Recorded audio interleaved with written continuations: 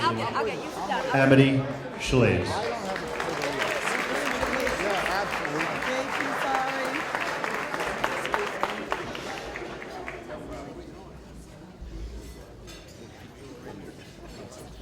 Good evening.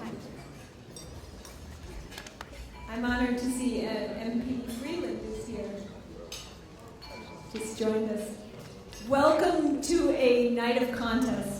This is the second annual dinner of the Calvin Coolidge Presidential Foundation in New York. And you notice the venue changed. This isn't an accident. Here you are in the lair of the plutocrats,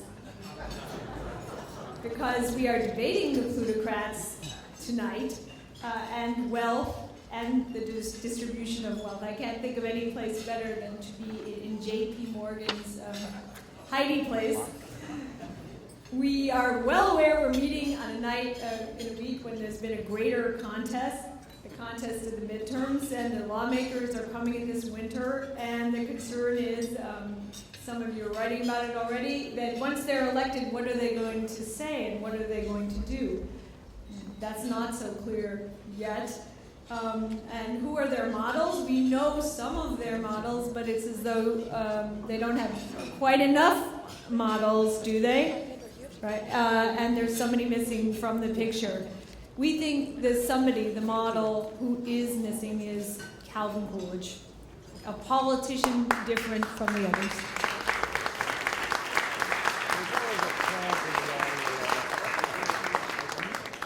Whether we're Democrat or Republican in this room, he is our president.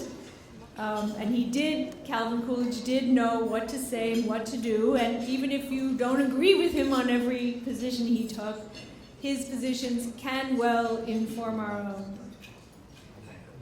So what would you do if you were Silent Cal in 2014? We made a little list at the foundation. For starters, you might condemn cronyism, not just with lip service, but also with action.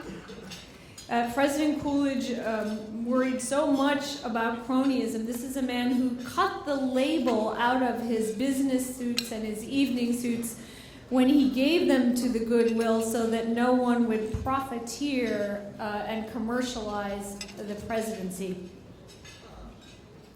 What else would you do if you were like Coolidge now? Well, you would veto frequently, when possible. Coolidge wasn't just good at vetoing, he was a regular maestro of the veto, and Isaac Stern of the veto, of the presidential veto, even before he became president.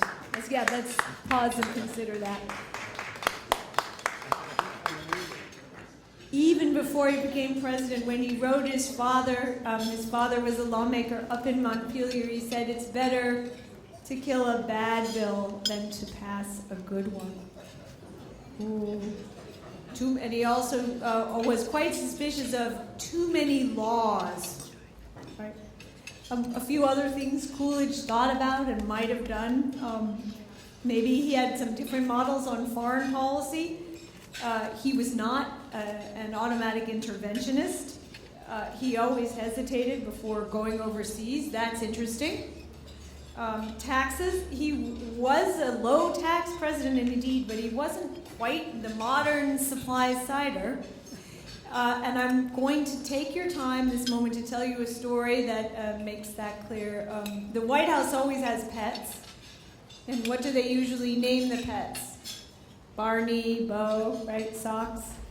President Coolidge got pets. He got twin lion cubs as a gift from the mayor of Johannesburg. And what do you suppose the Coolidge White House named those lion cubs? Budget Bureau and Tax Reduction. And the point of it, for Senator Gramm, was, we talked about this, was that they were twins, and Coolidge fed them even Steven steak all the time, right? They always had to weigh the same. And he didn't have a big lion called Tax Cut and a little bit, a runt called Budget Bureau. He wanted them to go together. He believed in growth, but he also believed in budgets, because good budgeting builds something that's missing nowadays: political trust. And I think Senator Gramm knows that very well. We have him with us today. Coolidge did believe in the tax cuts, and when he got the people's trust to put them through, he cut the top marginal rate down to 25%, which, as this audience knows, is even below President Reagan's 28%. So it's quite a feat. Today, finally, we sling a lot of mud in politics. They did in the 1920s, too. You can't imagine the things they called Coolidge worm, fly, and so on, right? But he was a model of civility. It's hard to find him saying a nasty word, and believe me, I looked when I was writing the Coolidge book. He really didn't approve of Louis Brandeis and the things Louis Brandeis did and wrote. But the worst thing he said that I could ever find, even in the hidden documents, was that Coolidge thought Brandeis was not safe. So that's important for us, right? Maybe this can be a new era of civility. And what else? He stood for hard money. He was a gold standard man from almost his days in college. Short, he was a wonderful president. Our foundation is dead serious about bringing this president back to his proper rank and about setting the record of history straight, so that he is accorded the respect he deserves. We think Coolidge is so good, he ought to be running in 2016. And that is why the buttons are at your table on the hat. We hope you take one along with the gold coins that are the Coolidge coin from 2014. Not quite all gold, as some of us has pointed out, but there you go. So how do we bring Coolidge back when resources are scarce? We want to do this efficiently. And one way we do it is through the media. We have our documentary film star maker, Michael Pack, here tonight. Where is Michael? Michael just completed a beautiful documentary about Admiral Rickover, very difficult subject.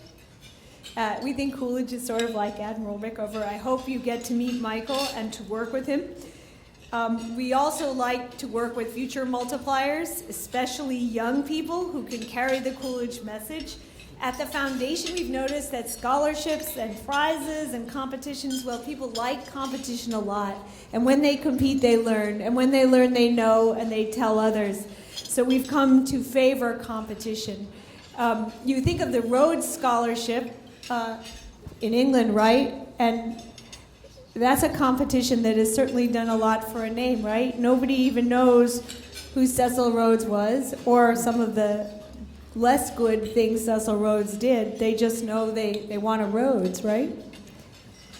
So we've thought of that too, and the very competitiveness of the Rhodes is part of his charm. So I'm happy to report that our foundation in 2015 will establish our own version for undergraduates of the Rhodes Scholarship in the United States, the Coolidge.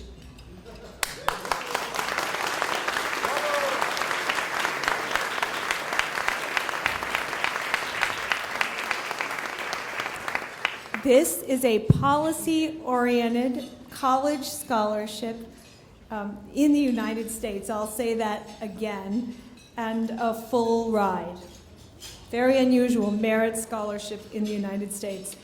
Endowing such a scholarship costs a handsome sum, but I'm pleased to report that an anonymous donor has given the first $300,000 for the first Coolidge, the first Rhodes in America.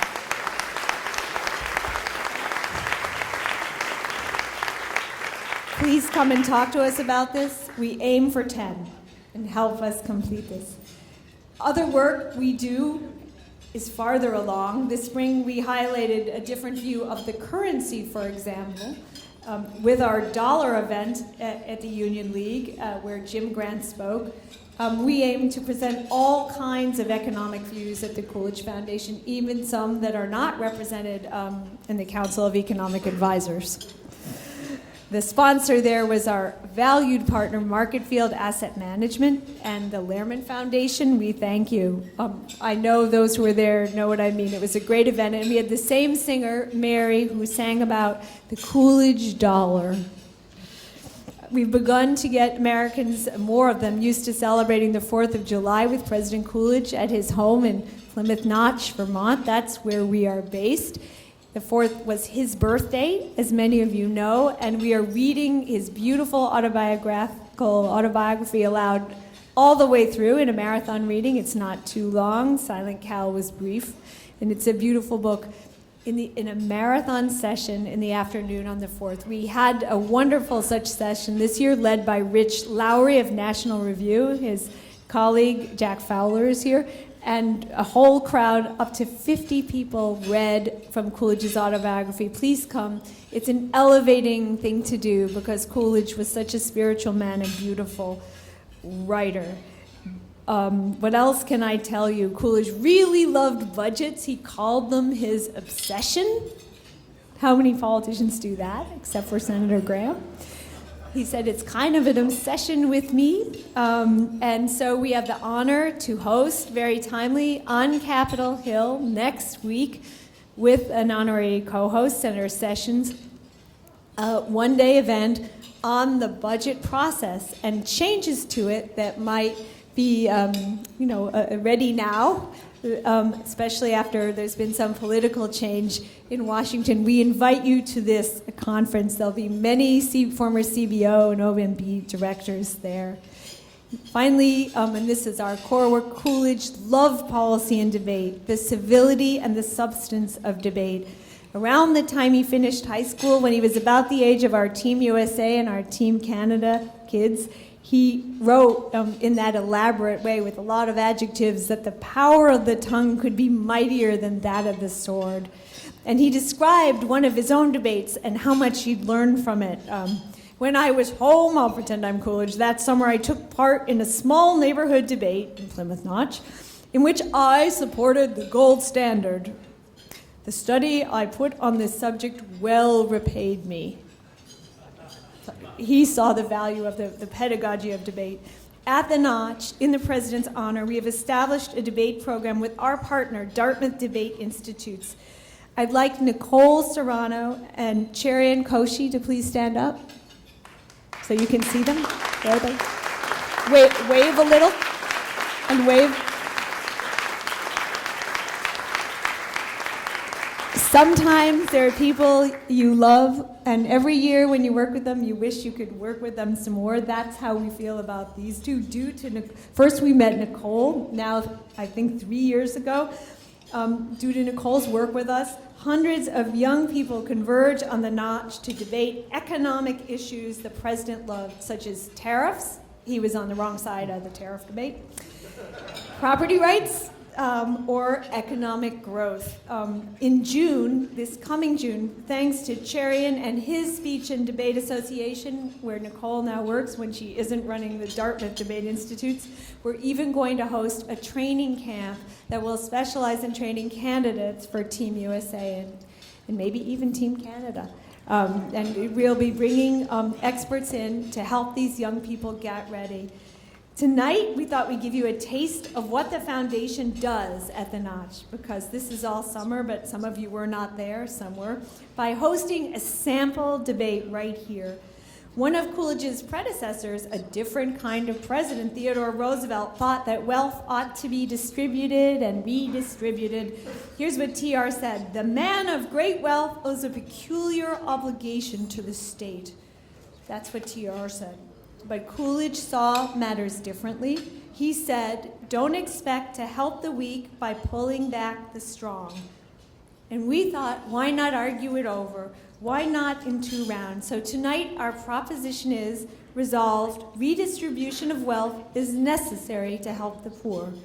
First, 2 national teams, the Team USA and Team Canada, will debate. And then, on their side, the senior debaters will come for Team Canada and the affirmative, MP Chrystia Freeland, who battled much traffic and poor weather to be with us tonight, coming from Toronto. Thank you. And Senator Phil Gramm will argue the negative. We are very touched that we have these guests. You, the audience, will use your coins to judge them. And if this sounds complicated, I promise you our MC, our executive director, Matt Denhart, will come up and explain. After the debate, we will award our prizes. We have prizes for writing, too, on the same principle. There is the Coolidge Prize for journalism and the Calvin Prize for Vermont Youth. And we're very excited about both of these. And to close the night, we'll have a bit of comment, what comes next and where Coolidge might fit into politics, Democrat and Republican, from Larry Kudlow, the television commentator. The Coolidge Foundation is not like other foundations. It's not like the Franklin Roosevelt Library. It's not like the George W. Bush Presidential Library, where Matt and I had the honor to work. We do not receive a regular flow of funds from Washington. I think President Coolidge would have liked it that way.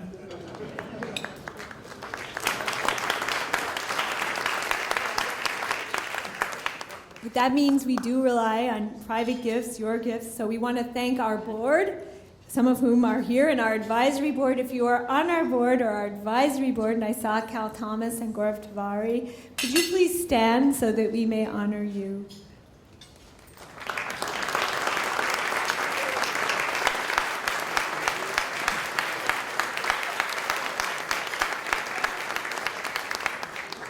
We are thankful for the support of a partner of which Coolidge approved.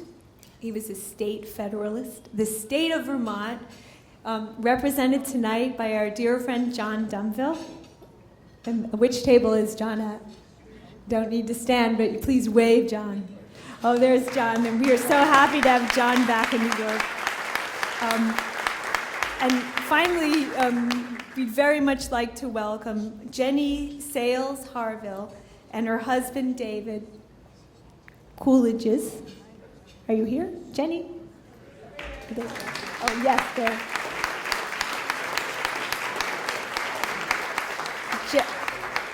Jenny's enriched our summer by singing for us at the Notch. We're very glad to be with you. And Christopher Coolidge Jeter, and I think his father. Is that right? Are you here?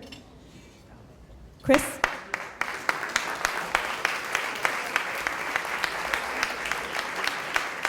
We thank the Coolidge family for its support of Coolidge work, and we want to thank you. That's it. I'll just say what Coolidge said when he campaigned.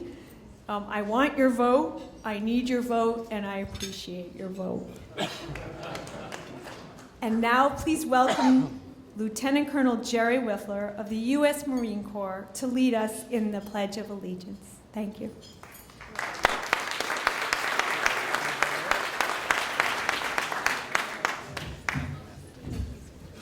Please rise. For those of you who remember, modified position for attention, hand over your heart, heels together. I pledge allegiance to the flag of the United States of America and to the republic for which it stands, one nation, under God, indivisible, with liberty and justice for all. Thank you. Be seated.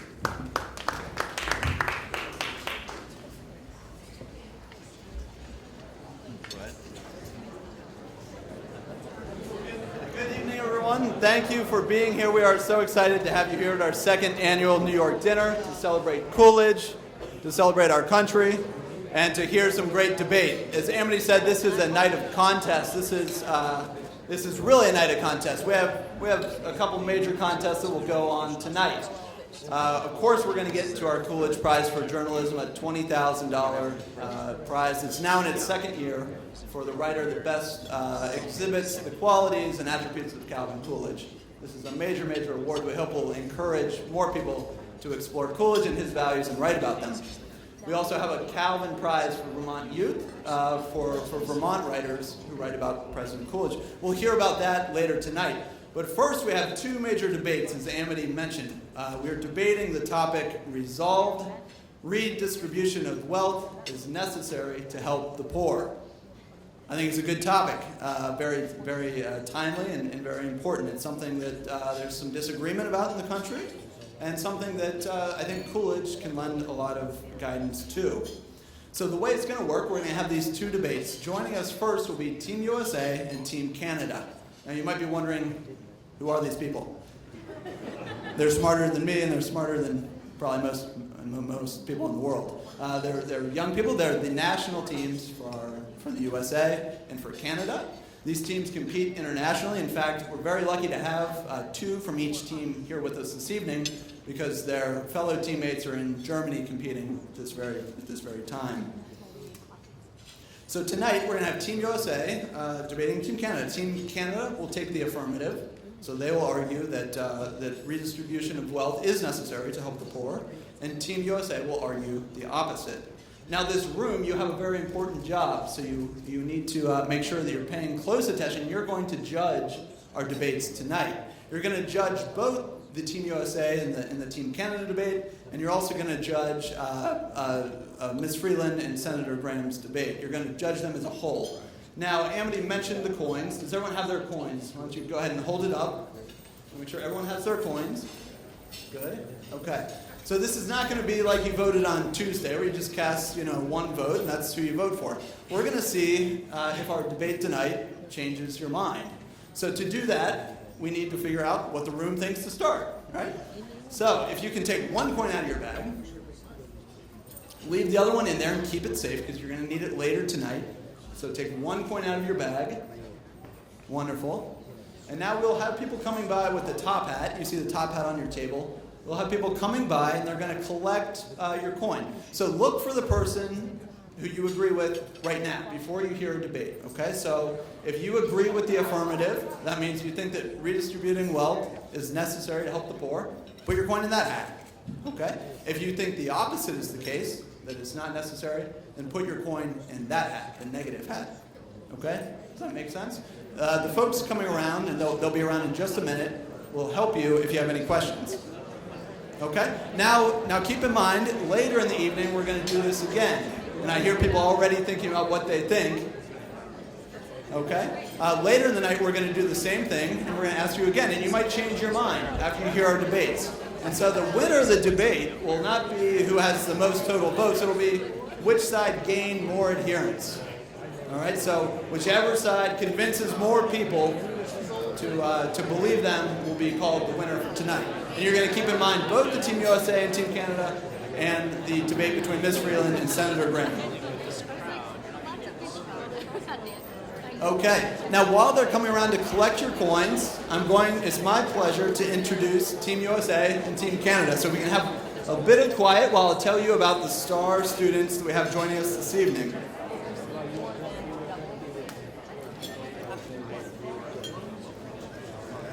Could I ask Team Canada to come join me on the stage, please?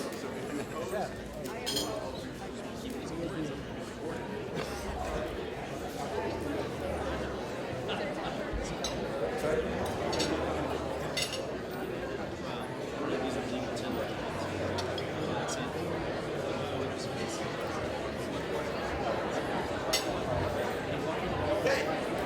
Joining me from Team Canada, ladies and gentlemen, please welcome Rory Flynn and Lloyd Lyle.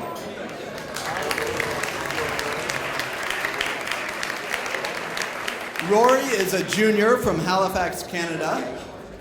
We're very privileged to have her here this evening. She's won more high school debates, ladies and gentlemen, than any other high school in Canada's history.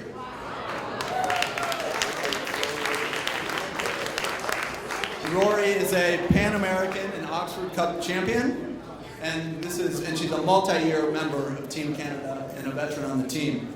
Lloyd, no slouch either. He's the reigning Canadian national champion, along with his debate partner. He's a veteran member of Team Canada. He also has competed around the world with Team Canada. And I also learned that Lloyd's an internationally competitive sailor, in addition to being an incredible debater. So please welcome Team Canada. Would Team USA now please join me? Team USA? And I'll start telling you about Team USA as they make their way up. Representing Team USA, our national team, is Amelia Miller and Tiana Menon. Amelia is a senior at Westlake High School in Los Angeles. She's a veteran member of Team USA. I learned this evening this is her 4th year on Team USA. So you can do the math. She's been on it every year she's been eligible. Amelia has been a finalist at the Pan American Championships in Chile. She has been a finalist at the Heart of Europe Championships in the Czech Republic. And earlier in her career is long, although she's young. She is the U.S. middle school champion. And joining Amelia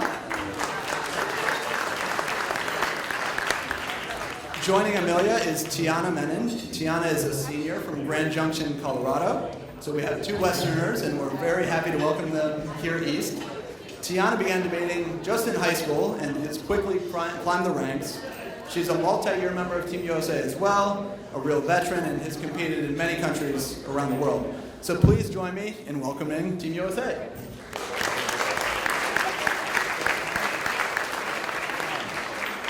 Team USA and Team Canada will be debating in public forum style tonight.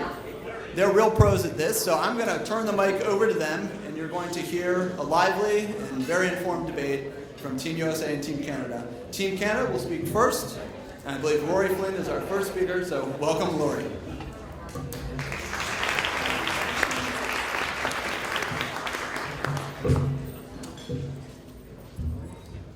In 1916, Calvin Coolidge said, "We are coming to see we are dependent on commercial and industrial prosperity, not just for the creation of wealth, but for solving of the great problem of the distribution of wealth." On the affirmative, we strongly believe that in order to have a prosperous society, the capitalist system needs checks to ensure that all can access it. We favor redistributive policies in order for that to happen. What we would tell you is that capitalism and the free market is the best system that we have. The problem is that it doesn't account for everything. It doesn't account for where people begin in terms of social mobility. It doesn't account for the moral decisions that people make. What we would tell you is that when you allow for the redistribution of income in the form of supporting small business, in the form of increasing purchasing power, what you create is a situation in which the poor are able to access that capitalist system and reap all of its benefits. The biggest inefficiency that we have is the distribution of wealth in terms of the rich people holding the vast majority of a country's wealth and the poor not holding enough. We solve that when you redistribute that wealth.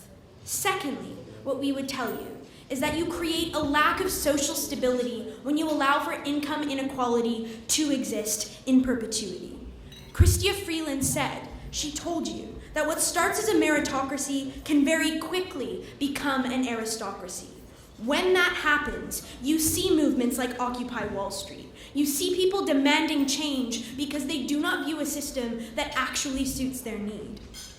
After the 2007 recession, we saw 80% of Americans owning only 7% of the wealth. When that type of income inequality exists, you create vast political instability that is horrible for the country at large. We are very proud to affirm this motion.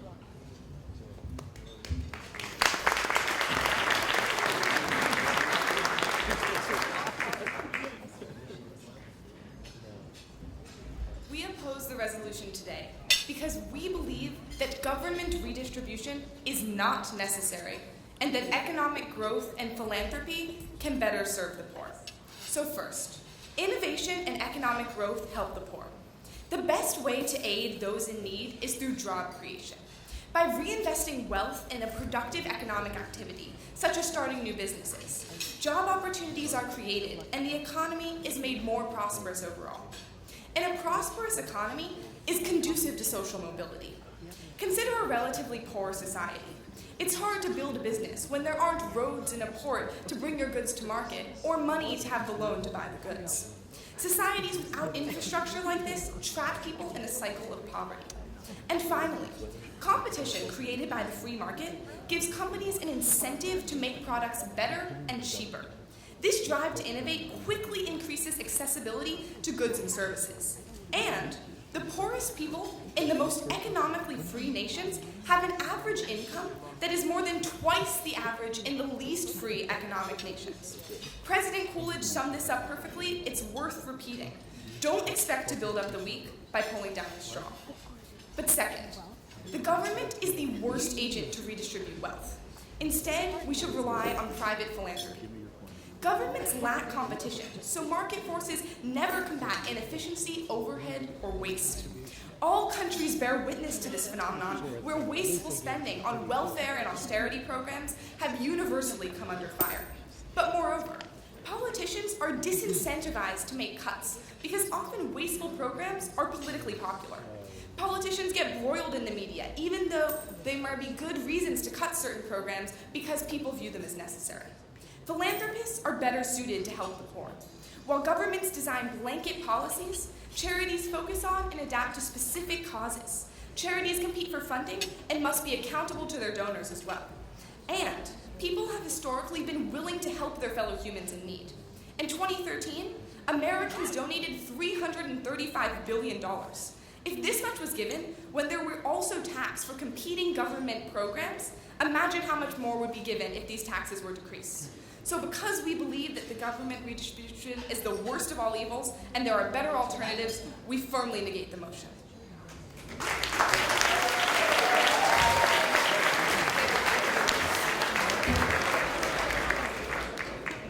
Amelia, you tell us that philanthropists are the answer to solving this inequality problem. If that's the case, how do you account for when they miss specific groups of the population, when those people slip through the cracks? We believe that the redistributive programs in the status quo are so ineffective that it's as if everyone is slipping through the cracks. Take the pension program in Canada. They offer about $16,000 a year per person, but the low-income cutoff is $24,000, so people are living well below the poverty line. We believe that this is unacceptable and philanthropy can only help the situation. But Rory, you talk about how redistribution of wealth is necessary to improve economic inequality. But redistribution of wealth has had a track record of failing, so why do you believe that this will work now?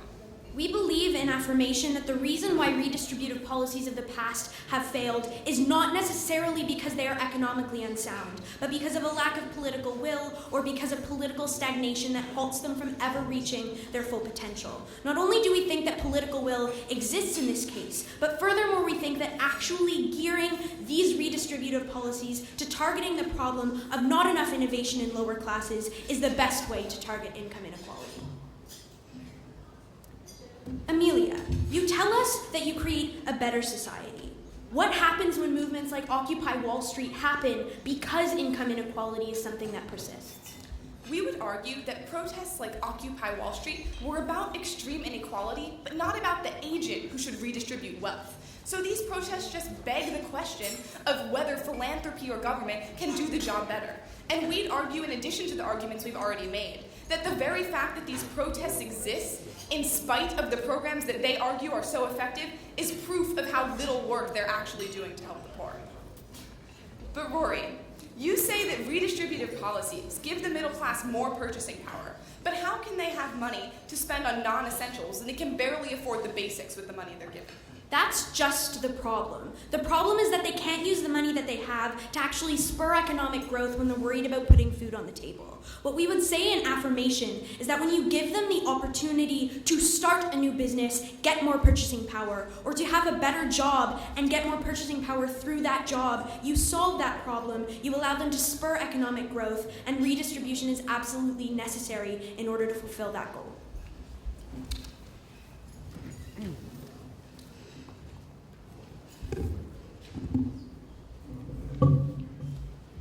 Team USA today has rested their case on two contentions, and we take exception with both of them. So let's look at their first argument, and they have rested it under the assumption that the wealthy people are those who are able to wealthy people are able to generate the most job opportunities in society. So let's examine this claim and ask ourselves, which type of jobs do the wealthy actually create? So firstly, we think they're very likely to move their ventures to different countries because they're looking for cheaper labor and because they have the capital to actually move to those different countries, so they don't actually employ people at home. But even if they do employ people at home, we'd say this is not just about creating lots of jobs. What we're fighting for today is creating better jobs. Better jobs than simply minimum wage jobs, jobs that allow you to have a high quality of life. And we don't think those are the types of jobs that are created under status quo. So now let's examine this second claim from Team USA, where they tell us philanthropists are actually the actor that are best suited to redistribute wealth. Three responses. Firstly, we tell you that when philanthropists give out handouts, we get a Samaritan's dilemma. Because some people might use it constructively, but we think that many more people are actually going to learn to become reliant on these handouts, and that's a serious issue.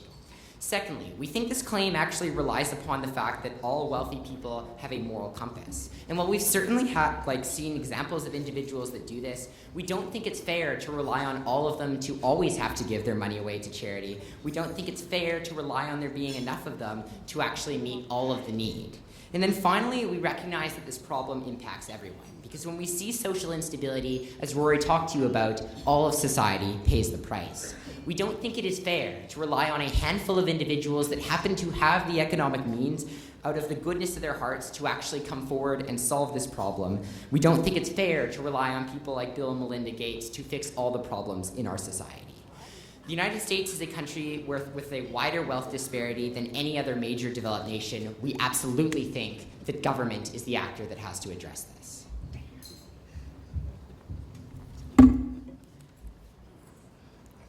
Our opponents seem to foolishly believe that individuals make bad decisions, but if you put 535 of them in a building and wrap them up with a red bow of bureaucracy, they suddenly make great decisions. But now, let's look at their first argument regarding the necessity of a corrective mechanism in capitalism. Team Canada wishes there could be a world in which a free market economy is compatible with redistributive policy. Unfortunately, we know that these two systems are fundamentally at odds with each other. A free market dictates that an economic system incentivizes innovation through profit. However, in a system with redistributive policies, this incentive is decreased, drastically undermining the inherent nature of a free market. Additionally, Team Canada has stressed that their goal is to start business and get jobs out there. But as we've showed in our first argument, we want these same things. The only thing we fundamentally disagree about is their mechanism, because government is not the right actor. Take, for example, here in the United States of America, we spend nearly $1 trillion across 185 federal means-tested programs. However, because of their ineffectiveness, the number of recipients has decreased by over 60% in the last decade, while spending did not decrease proportionally. But now, let's look at their second argument regarding how social stability is actually jeopardized. This argument is predicated on two different misconceptions. That, firstly, redistributive policies by the government reduce economic instability through reducing inequality. And secondly, that eradicating income equality is feasible. But it's been empirically proven that redistributive policies don't reduce overall economic inequality. And to examine this phenomenon, we must look to the Gini coefficient here in the United States, where redistributive spending has increased, but our Gini coefficient has increased as well, indicating that income inequality has gotten worse, not better, with this extensive spending. Additionally, eradicating income equality is not feasible. Look at Russia and China. We all know how that turned out. And because we agree with Coolidge that collecting taxes that more than necessary is legalized robbery, we strongly negate today's motion.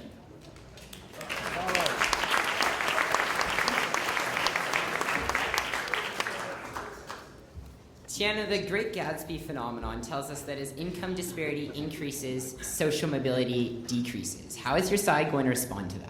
As we've shown you in our first point, social mobility is actually increased due to accessibility of more goods and services. Take, for example, the iPhone. When the iPhone was first released, it was over $600. But now, thanks to the free market and competition, we've seen that same iPhone drop down to $20, making it more accessible to the public. This is just one of many, many examples that shows accessibility and social mobility. Can I ask you a quick question on that note of purchasing? In your speech, you talk about purchasing power increasing. But if purchasing power increases, then won't inflation increase as well? Our primary concern is protecting and improving quality of life.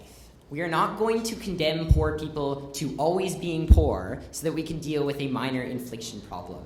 We think that the much greater problem would actually be condemning these poor people always to a life of poverty. Beyond that, we think that inflation cycles are actually a normal part of the economy. So we've got another question. You've talked about on your side how philanthropists are what you think are the best mechanism to actually redistribute wealth. How can you rely on there being enough philanthropists to meet all of this need? I think this room in itself is a testament to the answer of this question and how many charitable hearts we have in here. And I have a strong feeling that that strong correlation and essentially trend of giving is not going to stop anytime soon. But one last, more direct question. In your second point, you talk about basically social instability, but is poverty the only cause for social instability? We don't think it matters whether or not poverty is the only cause of social instability. We think what is significant is that poverty is a cause of social instability. We'd say it's a huge cause of social instability because it means that people can't put food on the table. When that happens, you are likely to riot, you are likely to commit crimes. If we can take away the incentive for people to do those things because they are no longer desperately poor, that's a victory on our side of the house. Thank you.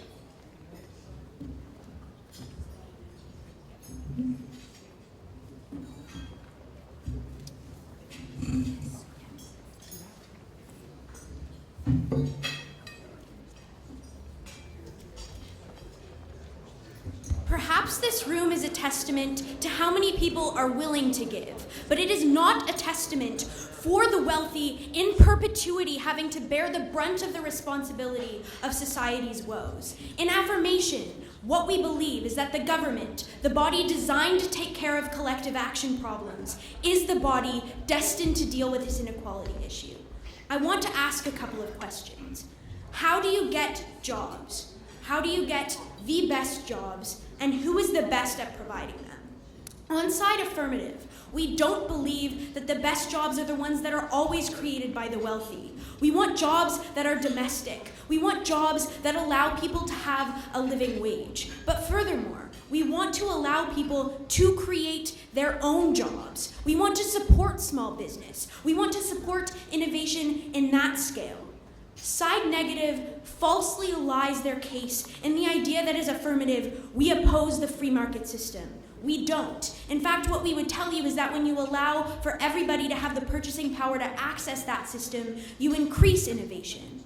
Furthermore, what we would tell you is that when you have a system that allows for less inequality, and therefore less rioting, less crime, and less problems in that vein, you have a system that is more free to develop economically. You have a system that is more just in terms of the developments that we do achieve. And that is something that we are extremely happy with on side affirmative.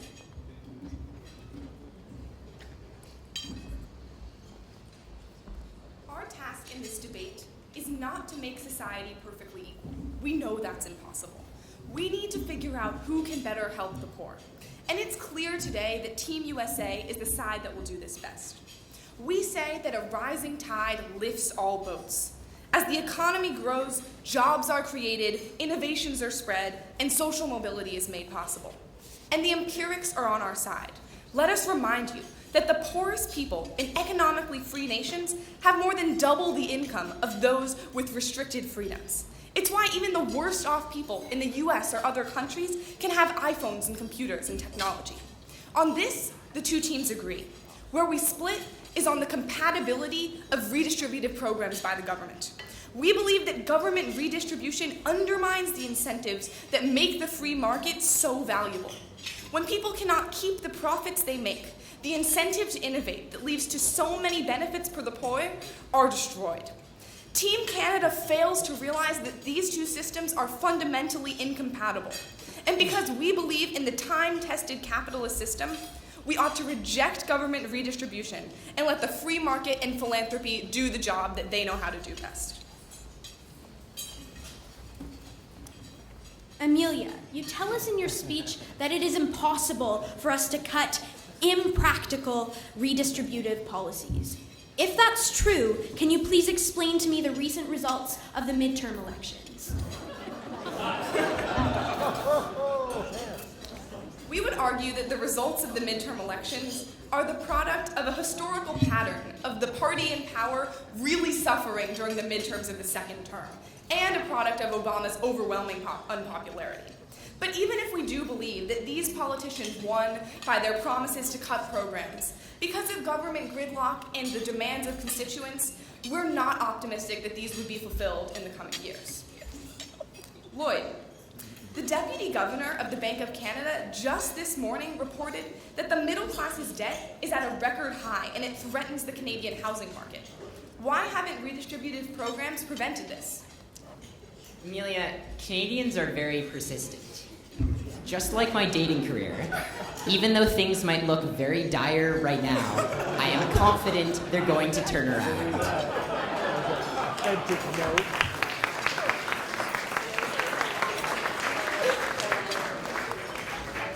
Tiana, charities don't always prioritize resources towards the most in-need areas. How does your side respond to that? Like most economic entities, there's a natural system of checks that occurs. So, for example, we look to the Red Cross, where recently there was some malpractice going on. News got to the media, and as a result, because of this public pressure created by the media, the Red Cross has to now reanalyze what it was doing, hence ensuring this natural check in the system. Rory, I have a quick question.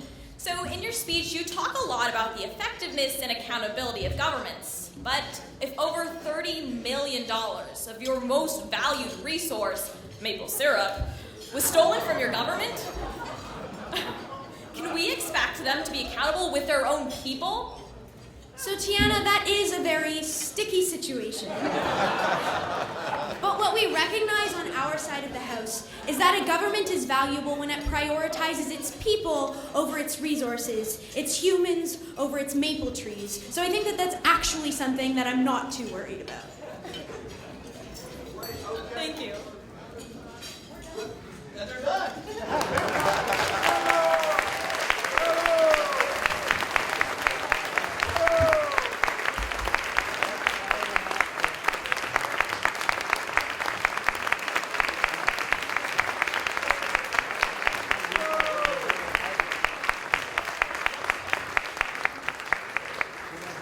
Well, thank you. It's now halftime.